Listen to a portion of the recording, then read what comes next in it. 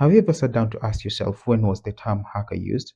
Have you ever sat down to ask yourself what it actually meant when somebody said hacker? Well, you're in luck today because we will be traveling back in time to the 1940s.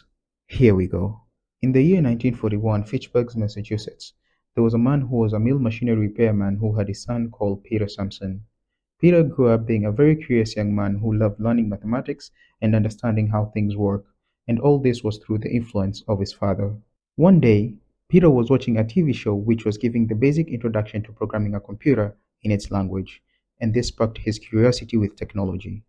While other kids were busy playing video games, having fun outside, doing PE, and going to prom, he was busy learning and trying to get to the finals of the General Electric Science Fair competitions. In the year 1958, our young Peter has finally become a teenager and manages to join MIT. And as any freshman, the first day at the university, they had to attend the welcoming lecture. The lecture has never changed and has always been the same as long as anyone can remember. They are always told, look at the person on your left, look at the person on your right. One of you three will not graduate from this institution. The intention of this speech is to create a dreadful feeling, some sort of fear among the freshmen. After the lecture was done, there were different booths of different clubs and societies that can be found on the campus to try and recruit new members. The group that amused Peter was the Tech Model Railroad Club. Its members showcased the spectacular gauge trains they had in a permanent club room in Building 20. Peter Samson had long been fascinated by trains, especially subways. Hence, he joined the club.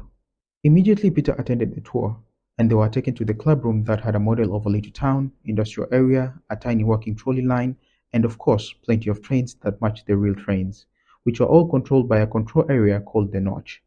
Out of curiosity, Peter looked down the board and he was amused to see lines of switches and wires, which made Peter intrigued and want to find out more on how it all worked. At the MIT Tech Model Railway Club, there were two groups. One group would spend time building and painting the models, and the other would spend time on the system and make the trains and the other components in the model to work seamlessly. They were called the signals and power people. This might not come out as a shock to you, but Peter Samson ended up joining the signal and the power people who were almost like-minded like him.